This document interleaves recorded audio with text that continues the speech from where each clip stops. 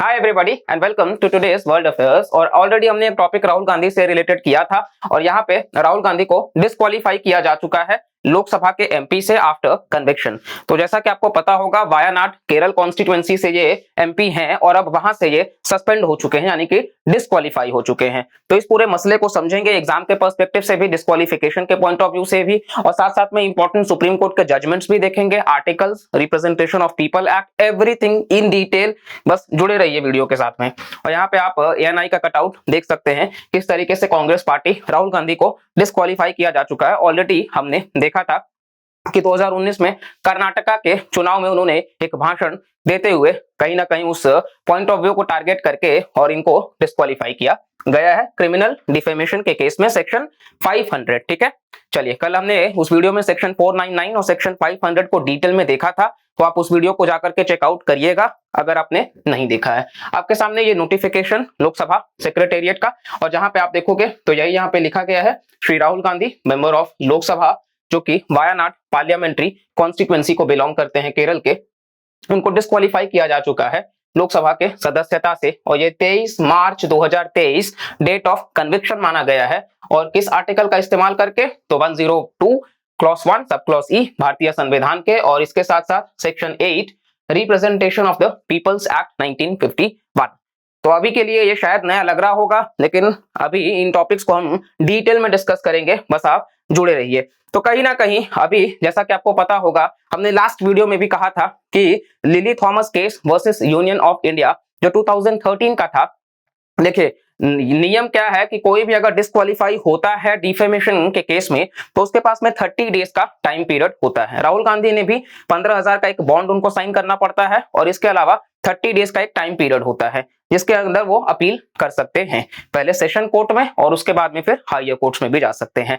ठीक है, और ये आर्टिकल 136 ऑनरेबल सुप्रीम कोर्ट में भी जा सकते हैं क्योंकि उसका एपीलेट ज्यूरिसडिक्शन है उसके दायरे में। और ये बेसिकली क्या हुआ है कि कहीं ना कहीं 3 महीने का जो ग्रेस पीरियड होता है वो लिली थॉमस केस में हटा दिया गया था। 3 महीने का ग्रेस पीरियड का क्या मतलब है कि जो एमपी एमएलए होंगे उनके लिए 3 महीने का ग्रेस पीरियड होगा कन्विक्शन के बाद में भी, लेकिन वो चीज लिली थॉमस केस से हटा दिया गया था।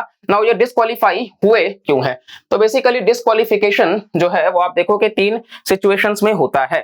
एक है आर्टिकल 102 क्लॉज 1 और 191 क्लॉज 1। जो ये 102 है ये मेंबर्स ऑफ पार्लियामेंट के लिए है, जैसे कि एमपी वगैरह, और जो 191 है ये members of legislative assemblies MLA वगैरह के लिए, यानी कि पार्लियामेंट और स्टेट लेजिस्लेटिव असेंबली। तो जो ग्राउंड्स हैं बेसिकली आप देखोगे ऑफिस ऑफ प्रॉफिट, अगर कोई भी सदस्य उसके नाम पर ऑफिस ऑफ प्रॉफिट होता है, मान लीजिए ये जो ऑफिस ऑफ प्रॉफिट है ये भारतीय संविधान में कहीं पर भी मेंशन नहीं है। इसका मतलब क्या है कि मान लीजिए कोई सरकारी कंपनी है और उसमें उस इंसान का 25% या उससे ज्यादा का स्टेक है, तो फिर वो ऑफिस ऑफ प्रॉफिट के दायरे में होगा जिससे उसको कुछ बेनिफिट पर्सनली हो रहा है।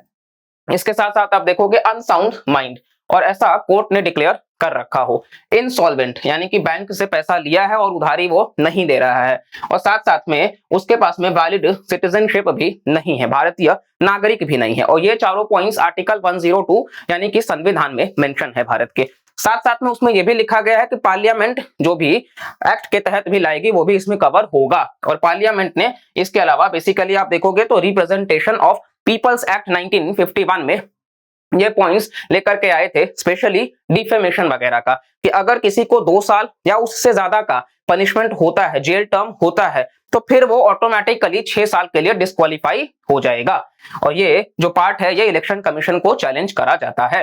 सेकंड प्रिस्क्रिप्शन आप देखोगे तो 10th शेड्यूल है डिस्क्वालिफिकेशन का भारतीय संविधान का, जहां पे डिस्क्वालिफिकेशन की बात करी गई है on the grounds of defection, anti defection law आप पढ़ेंगे। 10th शेड्यूल में है 52nd amendment act 1985, Rajiv Gandhi जब प्राइम मिनिस्टर थे तो इसको लाया गया था, और एंटी डिफेक्शन लॉ के तहत इसको हटाया जा सकता है। देखिए, एक इंडिपेंडेंट मेंबर अगर इंडिपेंडेंट पार्टी का मेंबर है और वो किसी भी पार्टी को बिलोंग नहीं करता, लेकिन वो अपने 5 साल के टेन्योर के अंदर किसी भी पार्टी को कभी भी ज्वाइन करेगा, वो डिस्क्वालीफाई हो जाएगा। नॉमिनेटेड मेंबर अगर 6 महीने के बाद ज्वाइन करता है, 6 महीने के अंदर वो कर सकता है, लेकिन 6 महीने के बाद वो ज्वाइन करेगा तो वो डिस्क्वालीफाई हो जाएगा।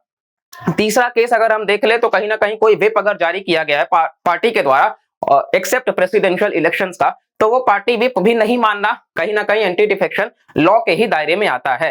तो ये कुछ बातें हैं जो कि आप देखोगे एंटी डिफेक्शन लॉ और कियोतो होलोहन जजमेंट जो है वो एंटी डिफेक्शन लॉ के तहत जो पावर है डिस्क्वालीफाई करने का वो प्रिसाइडिंग ऑफिसर का होता है, यानी कि लोकसभा में स्पीकर और राज्यसभा में चेयरमैन। जैसे कि आर्टिकल 102 के तहत तो प्रेसिडेंट या गवर्नर के पास में, लेकिन डिफेक्शन के केस में स्पीकर या चेयरमैन के पास में, और इनका जो फैसला होगा वो जुडिशियल रिव्यू के दायरे में होगा, स्पीकर या चेयरमैन का, as per Kihoto Holohan judgement. इसके अलावा आप देखोगे तो तीसरा हमने देख लिया representation of the people's act 1951, criminal cases से जुड़ा हुआ। ये साथ साथ आप देखोगे तो कहीं ना कहीं जो डिस्क्वालिफिकेशन है वो सेक्शन 8 क्लॉज 1 जो है representation of the people's act उससे जुड़ा हुआ है। देखिए कई सारे सेक्शंस हैं, आपको सारा सेक्शन पढ़ना नहीं है। सेक्शन ब्राइबरी से जुड़ा हुआ है, ठीक है, 10 वगैरह। इसके साथ साथ आप मेल प्रैक्टिसेस से देखोगे, करप्शन से देखोगे, तो ये 8, 9, 10, 11 ऐसे कुछ सेक्शंस हैं। तो ये 8 जो है वो स्पेसिफिक ऑफेंसेस की बात करता है, जैसे कि एनिमिटी बढ़ाना, जैसे कि ब्राइबरी वगैरह, दो ग्रुप्स में एनिमिटी बढ़ाना, और इन्हीं सारी इलेक्शंस में पर्सोनेशन वगैरह करना। नाउ डिस्क्वालिफिकेशन ऑपरेट कैसे करता है? तो डिस्क्वालिफिकेशन अगर हायर कोर्ट्स में जाना होगा तो वो कहीं ना कहीं मतलब अपील करना होगा in favour of the convicted law maker. और 2018 के डिसीजन में जो कि लोक प्रहारी वर्सेस यूनियन ऑफ इंडिया, तो वहां पे सुप्रीम कोर्ट ने क्लैरिफाई किया कि जो डिस्क्वालिफिकेशन होगा will not operate from the stay of conviction by the appellate court, यानी कि लोक प्रहारी वर्सेस यूनियन ऑफ इंडिया में सुप्रीम कोर्ट ने कहा कि जो डिस्क्वालिफिकेशन होगा वो कन्विक्शन के डेट से अपीलेट कोर्ट के मान्य नहीं होगा, ठीक है। यानी कि सिग्निफिकेंटली जो स्टे होगा वो एक सस्पेंशन होगा सेंटेंस का, सेक्शन 389 वगैरह का, वो इंपॉर्टेंट नहीं है। हमने आपको बताया कि राहुल गांधी सीआरपीसी का इस्तेमाल करके वो अपील कर सकते हैं, और साथ साथ में सेक्शन अपीलेट कोर्ट जो है वो सस्पेंड कर सकता है, और इसके अलावा आप देखोगे तो बेल पर भी वो जा सकते हैं। पहला जो होगा वो उनको सूरत कोर्ट में ही करना होगा, इसके बाद वो हायर कोर्ट्स में अप्रोच कर सकते हैं, ऐसा ये सेक्शन जो है वो कहने की कोशिश कर रहा है। तो ये पूरा का पूरा मामला था, और आई होप आपको डिफेक्शन जो है वो बहुत अच्छे से समझ में आ गया होगा, और डिस्क्वालिफिकेशन भी जो है वो बहुत अच्छे से समझ में आ गया होगा।